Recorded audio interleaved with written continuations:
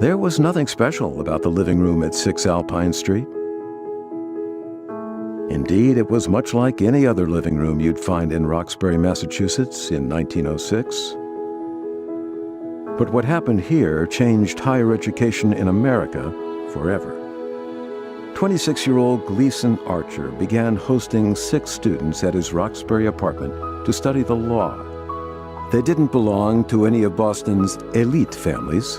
They were natives of Revere and Somerville and Fall River, men who wanted to better themselves through higher education, but more than once had encountered the no Irish need apply mindset of many colleges and businesses in the Boston area. The founding of the university by Gleason Archer was during the Progressive era, and Archer had in mind that it was created as a school for the kids, Irish sons and daughters, sons at first of Irish immigrants who couldn't get into any other Boston area school. He opened the doors of Suffolk to those students. That's the great achievement of Gleason Archer, and it's been the central value of the institution since its founding. Gleason Archer didn't care who their parents were, or if they had gone to boarding school. He cared about giving these men a chance at an education. And in so doing, he established a tenet of higher education that other institutions would emulate for the next 100 years. Pay no notice of background or race or gender. Simply give people the chance to learn, work hard, and find their own success.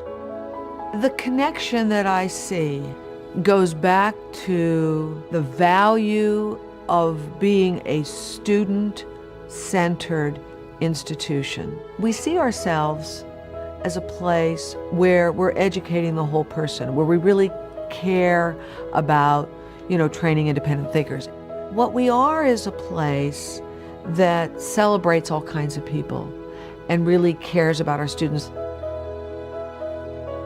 To evolve from a Roxbury living room into a world-class university is no small undertaking.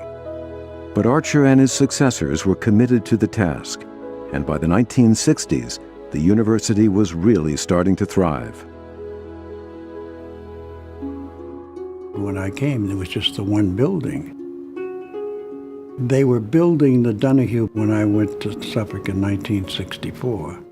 So I watched the construction of that building, and by the time it opened, we were bulging at the seams again because the enrollment was growing so fast.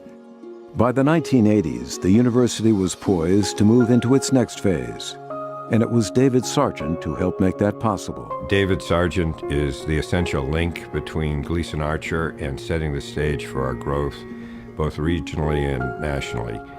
He was the one who saw that Archer's idea could resonate in the second half of the 20th century and into the 21st.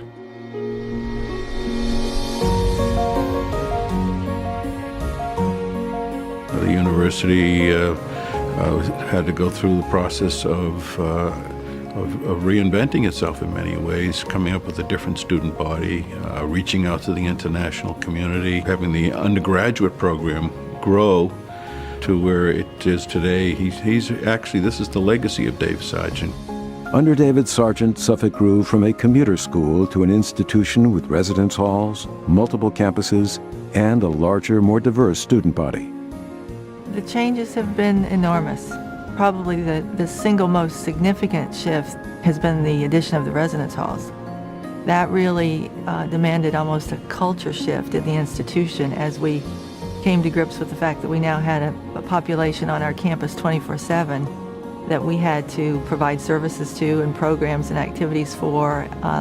That's been a huge new dimension to the institution. There has been such a spectacular growth in terms of not only bricks and mortar, but in terms of programs, in terms of outreach to the Boston community.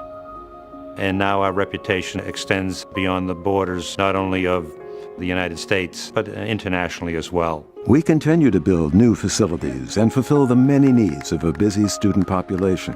We are consistently ranked one of the best colleges in the country by the Princeton Review.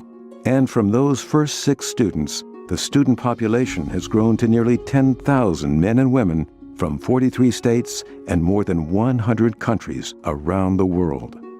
I think what people felt about having international students here deepened the robustness of the classroom experience, both inside and then what students did outside of the classroom. Just gave a dimension that wasn't there before, much more international, and that's a way of learning in and of itself. For over a century, we have had incredible success, thanks to the support of the entire Suffolk community. Our challenge moving forward? Continue to fulfill Gleason Archer's mission within the context of what it means to be a 21st century university. I think if we're going to be true to our mission and activate and embrace our mission, we have to look around our communities and say, where do we see raw talent, right? Who perhaps is not being embraced in a way that is befitting of a flourishing community, and recognize that that's who we are. We embrace people and see that with this opportunity that is education, we can all move forward together. And that's what Suffolk has stood for over 100 years. Future of Suffolk is tremendous. We are on the move, we are stepping up, we are expanding, we are creating a cohesive campus through downtown Boston that will serve our students and the community quite well. So what lies ahead for Suffolk University? What will the next 100 years bring? There's no question in my mind that the Suffolk University of the 21st century is going to amaze everybody. It's going to amaze me, it's going to amaze the alumni, it's going to amaze the students. But in the process of that, our goal has to be and will be making sure that each student gets as much out of this institution as he or she wants to.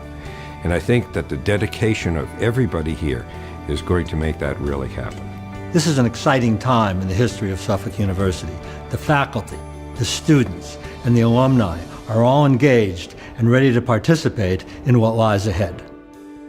Every day at Suffolk, we continue to do what Gleason Archer started in his living room. Break down the barriers to higher education and give smart, motivated men and women the tools they need to make a difference in their world, for themselves, their families, and their communities. This is the legacy of Suffolk's past